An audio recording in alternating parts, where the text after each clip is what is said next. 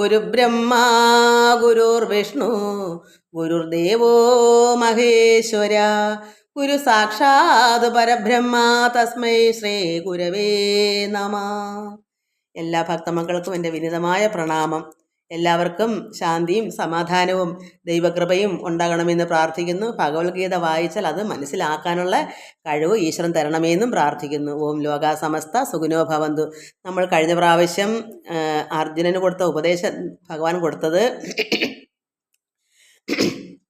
ഭഗവാന്റെ അതായത് എപ്പോഴാണ് ഈ ബന്ധത്തിൽ നിന്നെല്ലാം നമുക്ക് മോചനം ഉണ്ടാകുന്നത്, അങ്ങനെ ഈശ്വരാരാധനമായി കർമ്മം ചെയ്യുന്ന ജ്ഞാനികളായി ഭവിച്ചിട്ട് ജന്മരൂപമായ ബന്ധത്തിൽ നിന്ന് മോചിച്ചവരായി സർവോ ഉപദ്രവരഹിതമായിരിക്കുന്ന വിഷ്ണുപദത്തെ പ്രാപിക്കും.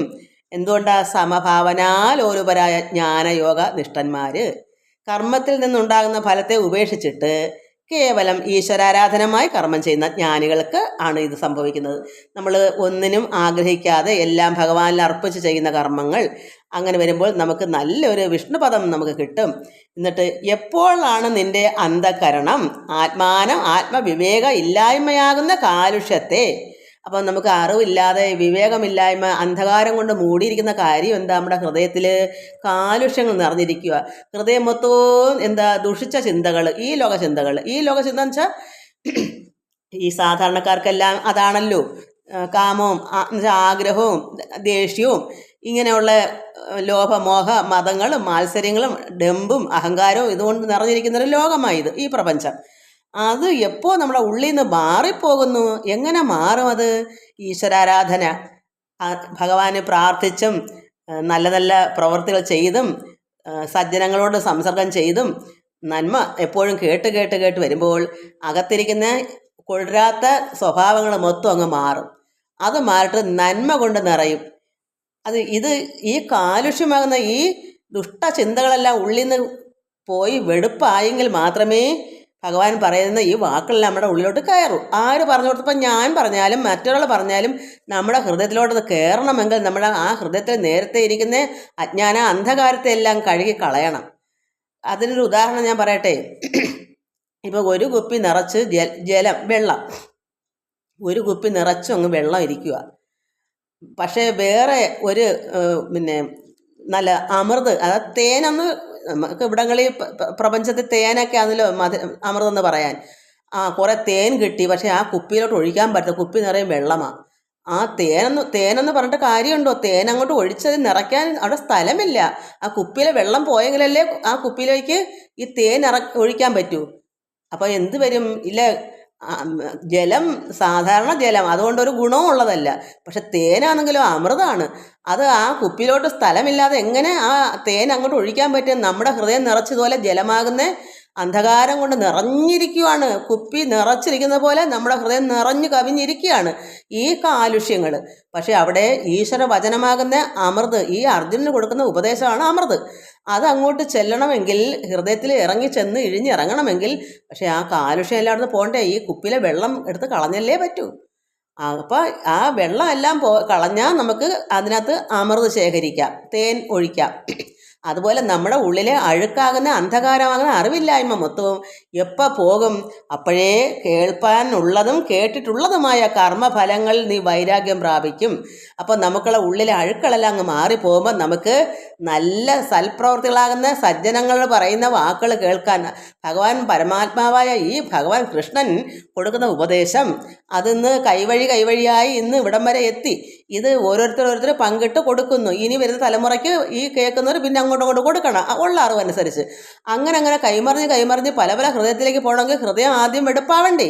അപ്പോൾ ഭഗവാൻ കൊടുക്കുന്ന ഈ ഉപദേശം അർജുനൻ്റെ ഹൃദയത്തിലെ കാലുഷ്യങ്ങളെല്ലാം അഴുക്കളെല്ലാം പോയെങ്കിൽ മാത്രമേ നിനക്കത് കേൾപ്പാനും ഇനി കേട്ടിട്ടുള്ളതും ഇനി കേൾക്കാനിരിക്കുന്നതുമായ കർമ്മഫലങ്ങളിൽ നിനക്ക് വൈരാഗ്യം പ്രാപിക്കാൻ പറ്റുള്ളൂ.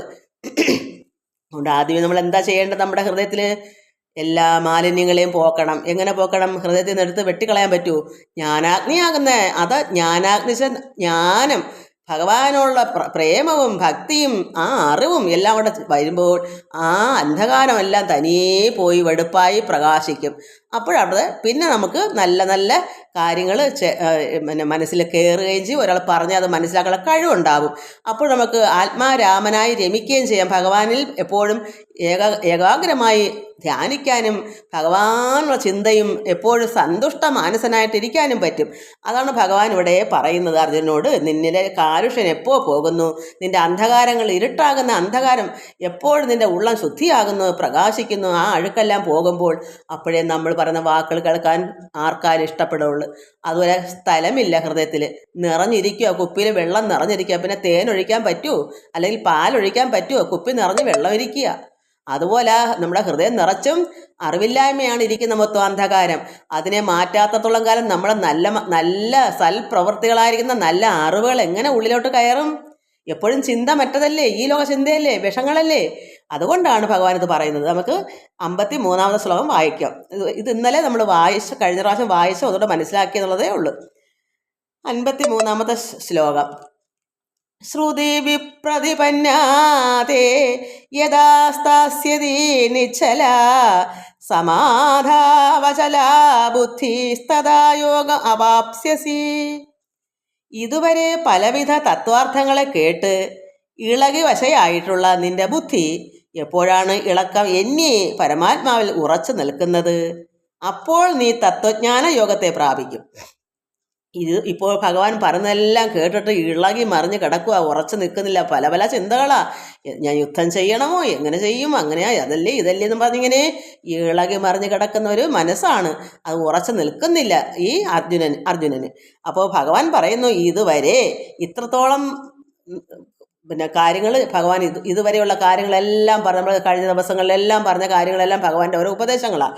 അതൊക്കെ ഇതുവരെ പലവിധ രീതിയിൽ തത്വാർത്ഥങ്ങളെ കേട്ട് ഇത്രയെല്ലാം കാര്യങ്ങൾ ഭഗവാൻ പറഞ്ഞതെല്ലാം നീ കേട്ട് ഇളകി വശയായിട്ടുള്ള നിന്റെ ബുദ്ധി, നിന്റെ മനസ്സ് എപ്പോഴാണ് ഇളക്കമില്ലാതെ പരമാത്മാവിൽ ഉറച്ചു നിൽക്കുന്നത്. അപ്പം എങ്ങനെ ഉറച്ചു നിൽക്കണം? കേട്ട് വരുമ്പോൾ ഭക്തി വർദ്ധിക്കും. ഇത് ഒരു കേൾക്കുമ്പോഴാണ് ഒരു വർഷം കേൾക്കാൻ തോന്നും. അതല്ലേ ഈ സജ്ജന സംസർഗങ്ങൾ ഒരുപാട് പേര് നന്നാവുന്നുണ്ട്. പല ദിവസങ്ങളിൽ ഈ സപ്താഹങ്ങൾ എന്നും ഇങ്ങനെ കേട്ട് വരുമ്പോൾ അതങ്ങ് ഉള്ളിലോട്ട് വരുന്നത്, അതങ്ങോട്ട് എൻ്റെ ഉള്ളിലിരിക്കുന്ന മറ്റേ ചിന്തകളെല്ലാം അങ്ങ് ഇറങ്ങിപ്പോകും. നമ്മൾ പോലും അറിയത്തില്ല. കേട്ട് നന്മ അങ്ങോട്ട് ചെല്ലും. അതിനല്ലേ എല്ലാ ദിവസവും അമ്പലങ്ങളിൽ പോയി സപ്താഹങ്ങൾ കേൾക്കണം. നല്ല നല്ല അമ്പലത്തിൽ പോയാൽ പോരാ, മഹാത്മാക്കൾ പറഞ്ഞ കേൾക്കാനാ പോകേണ്ടത്. അമ്പലത്തിൽ പോകുന്ന എന്തിനാ പോകുന്ന? അറിവ് നേടാനാ, സജ്ജന സംസർഗത്തിന് വേണ്ടി പോകണം. അപ്പോഴാണ് അവരുടെ വാക്കുകൾ കേട്ട് നമ്മുടെ ഉള്ളിൽ നമുക്ക് അല്പം ഒരു കുശുമ്പോ കുഞ്ഞാമത്തോ ഉണ്ടെന്നിരിക്കട്ടെ, അവരുടെ വാക്കുകൾ കേൾക്കുമ്പോൾ എനിക്കിത് പാടില്ല, ഇതൊക്കെ ദോഷങ്ങളാ, പന്നല എന്ന് നമ്മൾ മനസ്സിലാക്കി വരുമ്പം ഉള്ളിൽ നിന്ന് അതെടുത്ത് തീരെ ഇല്ലാതങ്ങ് കളയും. എല്ലാം പോവും, എല്ലാ അജ്ഞാനാന്ധകാരങ്ങളും പോവും. അസൂയയും കുശുമ്പം പിന്നെ ക്രോധവും പിന്നെ എന്താ പറയുന്നത് അഹങ്കാരവും എല്ലാം പോവും. അങ്ങനെ പോയി വരുമ്പം പരിശുദ്ധമായ ഹൃദയമാവും. അപ്പോൾ ഈശ്വരന് വസിക്കാനും ഈശ്വര വാക്കുകൾ വചനങ്ങൾ കേൾക്കാനും അത് പ്രാവർത്തികമാക്കാനും നമുക്ക് സന്തോഷം തോന്നും. ഇതാണ് ആനന്ദം. ഇത് കേട്ടാൽ എന്തൊരു സന്തോഷമാ. എപ്പോഴും പിന്നും നമുക്ക് കേൾക്കണമെന്ന് ഒരു വെപ്രാളമാണ്.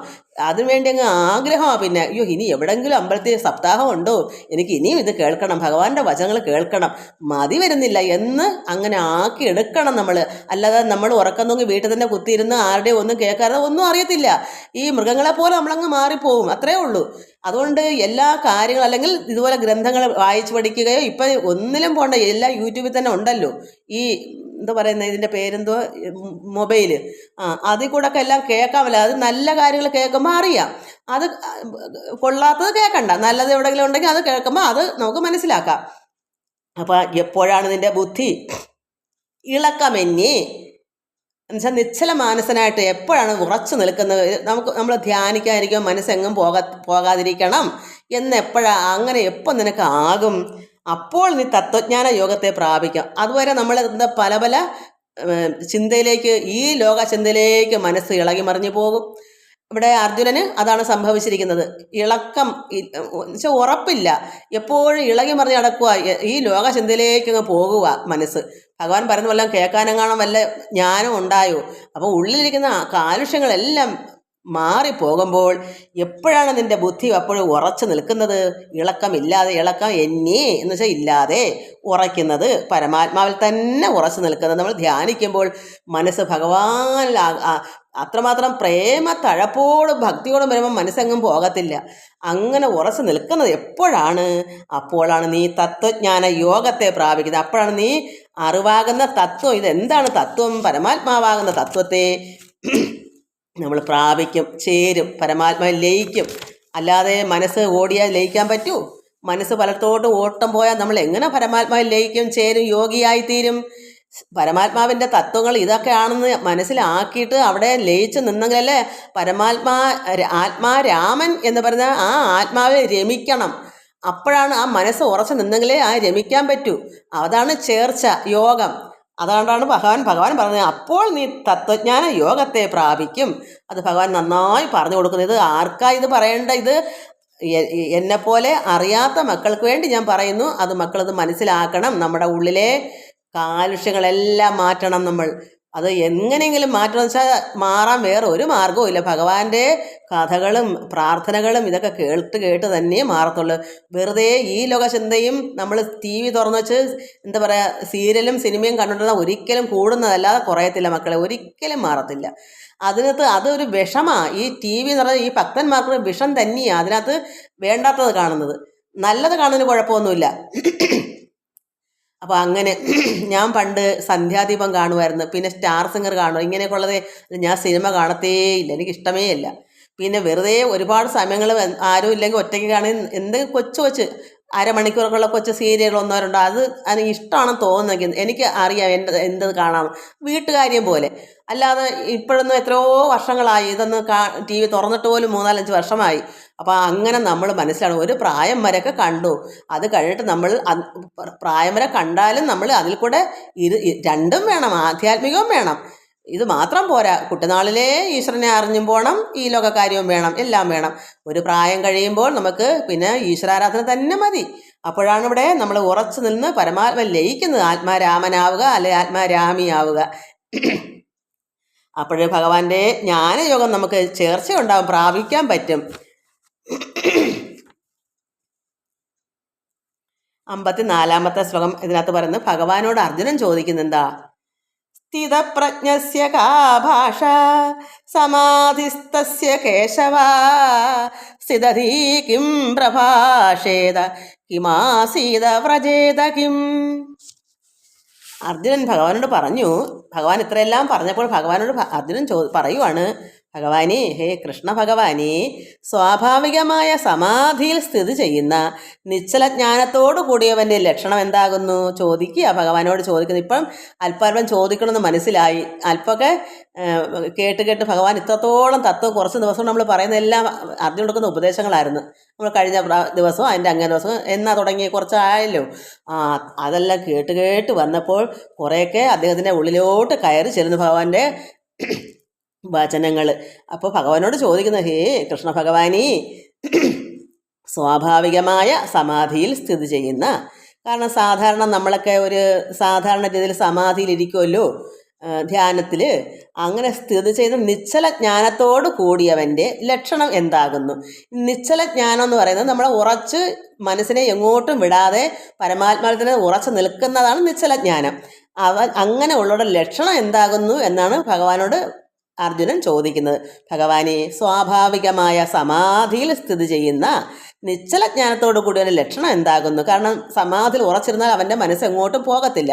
അതാണ് നിശ്ചല ജ്ഞാനം. അങ്ങനെ ഉള്ളവരുടെ ലക്ഷണം എങ്ങനെയാണ്? അവരെ കണ്ടാൽ എങ്ങനെ ഇരിക്കും? ആരെങ്കിലും അങ്ങനെ ഒരാളുണ്ടെങ്കിൽ അത് ഈ അർജുനന് മനസ്സിലാക്കാൻ അങ്ങനെ ഒരാളിനെ കണ്ടാൽ എങ്ങനെ ആയിരിക്കും നമ്മൾ തിരിച്ചറിയുന്നത് എന്നാണ് ചോദിക്കുന്നത്. അപ്പോൾ എന്നിട്ട് വീണ്ടും ചോദിക്കുന്നത്, നിശ്ചല ജ്ഞാനമുള്ളവൻ എങ്ങനെ സംസാരിക്കുന്നു എന്ന്. അപ്പോൾ എങ്ങനെയാണ് അവരുടെ ലക്ഷണം?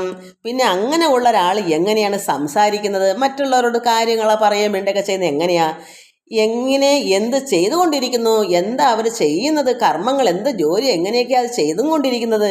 എങ്ങനെയാണ് അവർ നടക്കുന്നു? അവൻ്റെ പ്രവൃത്തി എങ്ങനെയാകുന്നു? നല്ലൊരു ചോദ്യമായത്.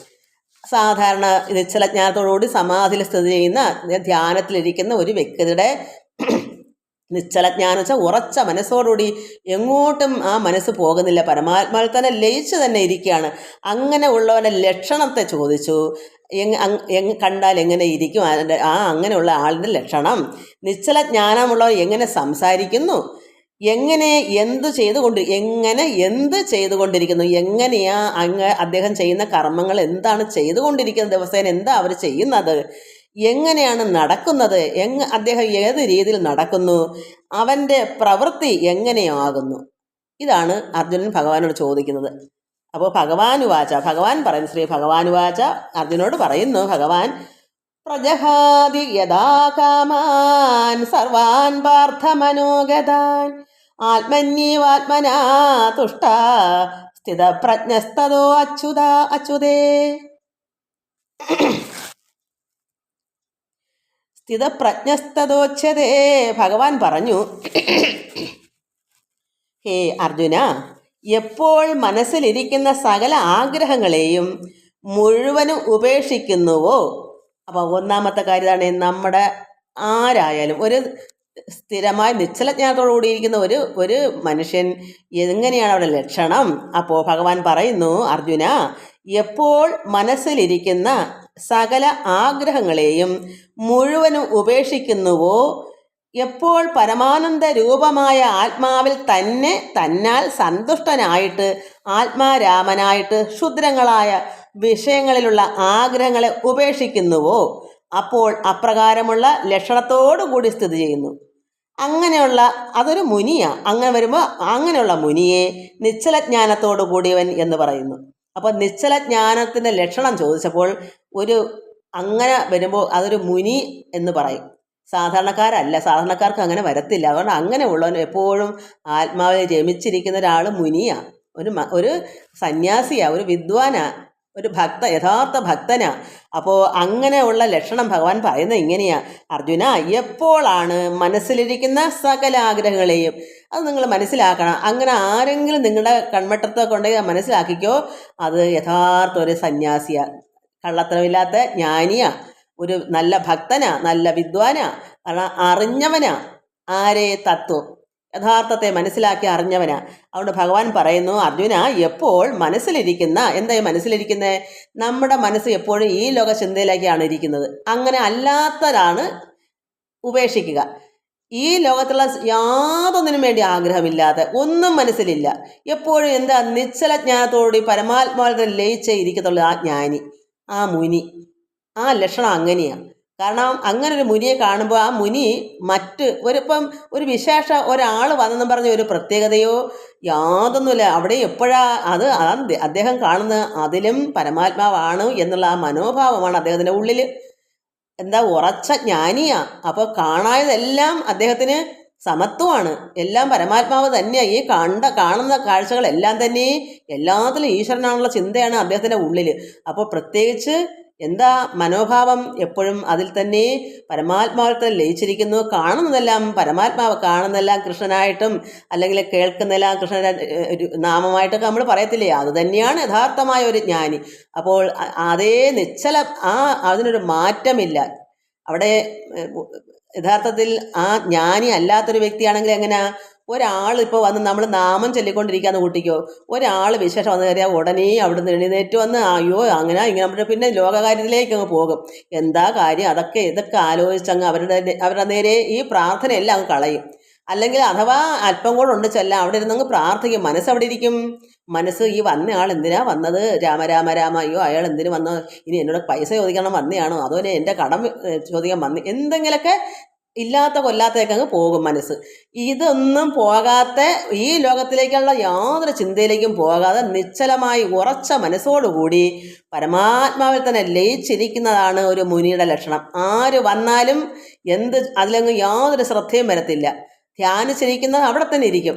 അതല്ലേ രംഭതിലോത്തമരുടെ നൃത്തം കണ്ട് ചില മഹർഷിമാരുടെ തപസ്സുകളകെന്ന് പറഞ്ഞാൽ നിശ്ചലജ്ഞാനം ഇല്ലാത്തത് കൊണ്ടാണ്. മനസ്സ് ഈ ഭ്രമം, സുന്ദരിമാരെ കാണുമ്പം അവിടെ നിന്ന് മനസ്സ് പോയി, ഉറപ്പല്ല അങ്ങ് പോയി.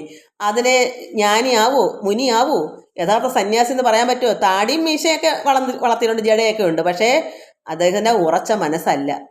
മറ്റൊന്നും കാണണ്ടാത്ത കാണാൻ പോകരുത്, കേൾക്കേണ്ടാത്ത കേൾക്കേണ്ട കാര്യമില്ല. അവിടെ നമുക്ക് എപ്പോഴും പരമാത്മാവ് തന്നെയാണ് ലയം, ഈശ്വരനാണ് അവിടുത്തെ ലയം. അതിൽ തന്നെ ഉറച്ച് ധ്യാനിച്ചിരിക്കുന്ന മനസ്സാവണം. അതാണ് ഭഗവാൻ പറഞ്ഞ ലക്ഷണം. ഭഗവാൻ പറഞ്ഞു, ഹേ അർജുന, എപ്പോൾ മനസ്സിലിരിക്കുന്ന സകല ആഗ്രഹങ്ങളെ, ചിലപ്പോൾ ഭയങ്കര രീതിയിലായിരിക്കും നമ്മളെ മനസ്സിലാക്കാൻ പലതും കൊണ്ടുവരും, നമ്മളാണ് ഒരു മനസ്സും അതിലേക്ക് പോകത്തില്ല.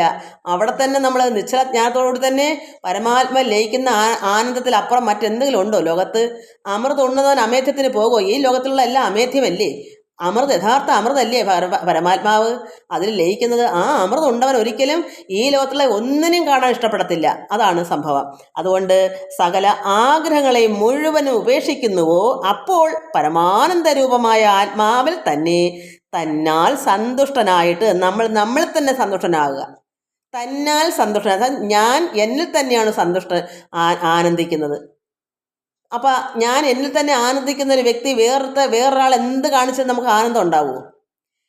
ഈ ആനന്ദം നമ്മൾ അനുഭവിക്കുന്ന ആനന്ദം, പരമാത്മാവ് ഈശ്വരൻ ഏകൻ ആനന്ദ സ്വരൂപൻ.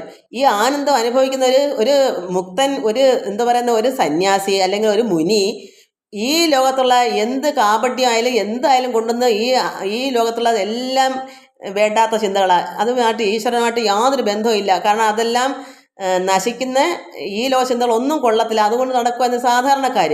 എന്നാൽ ഒരു മുനിയുടെ ലക്ഷണം അവിടെ ചോദിച്ചത്, മുനിയുടെ ലക്ഷണം എന്ത് കണ്ടാലും ആ മനസ്സിലോട്ട് കയറത്തില്ല, ഒരാഗ്രഹവും മനസ്സിലോട്ട് ഇല്ലാതാനും. അപ്പോൾ എന്താ പിന്നെ അതിലുള്ളത്?